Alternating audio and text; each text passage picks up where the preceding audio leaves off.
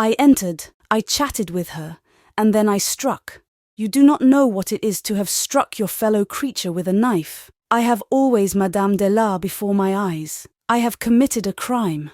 Not only as an officer have I committed faults, but I have committed a crime against society. I demand to expiate it. I accept the responsibility.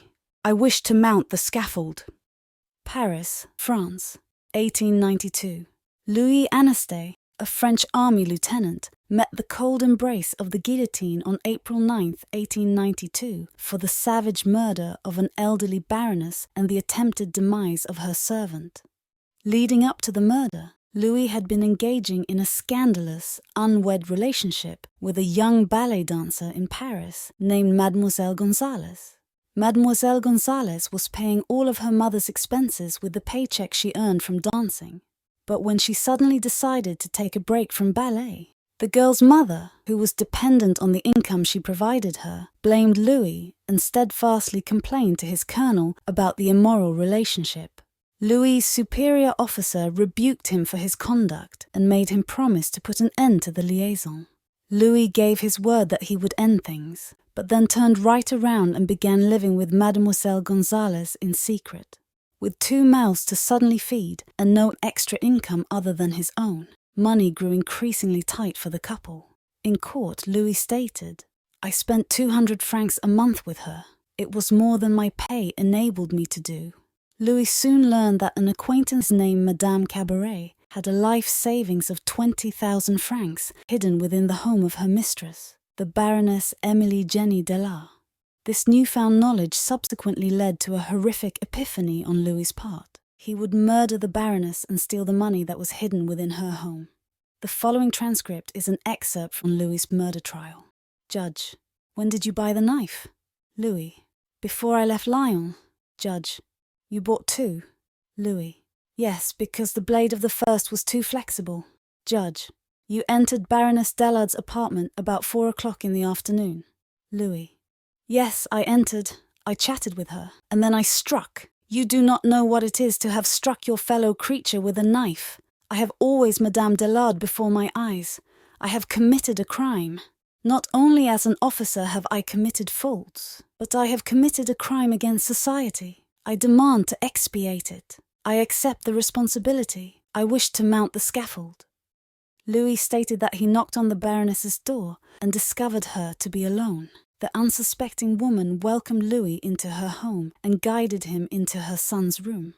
Once she had her back to him, Louis rushed her from behind and slit her throat with a knife from ear to ear. She collapsed instantly and was dead within moments. Louis ruthlessly then began to search her pockets for the keys to the wardrobe, where he suspected the money to be hidden, and began ransacking the room.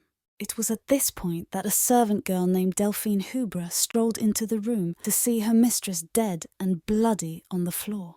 Delphine barely had a moment to react to this horrific scene when Louis charged at the girl and began sawing at her neck with the knife. Somehow, by a stroke of unimaginable luck, the girl's hair protected her neck from serious damage, and Louis fled from the apartment, assuming both women to be dead, though Delphine had miraculously survived the attack. Upon his arrest, Louis openly admitted to the murder. When asked by the judge as to why he had confessed so easily, Louis simply replied, "My conscience. It was impossible for me to live any longer with that secret. I could not sleep." Despite his confession, however, Louis tried everything in his power to save his own neck from the guillotine. He claimed that he committed the murder due to insanity, yet when he was found by a physician to be sane, he then requested a secondary medical examination. This request was denied, so Louis then petitioned the court for a stay of execution, which was also denied. While incarcerated, Louis wrote a letter to his brother and requested that he attend the execution and conduct an experiment on his severed head to see how long he could remain alert and conscious after being decapitated. He wrote, "I believe there is a survival of about an hour. Come then, Leon, be present at my execution and insist that my head be given to you. Call me with your voice and my eyes will reply to you." But Leon was not in attendance at his execution, and when his father attempted to retrieve his head to conduct the experiment himself, the authorities refused to release his remains to his family. 25-year-old Louis Anastay was beheaded on April 9, 1892, at the Place de la Roquette in Paris.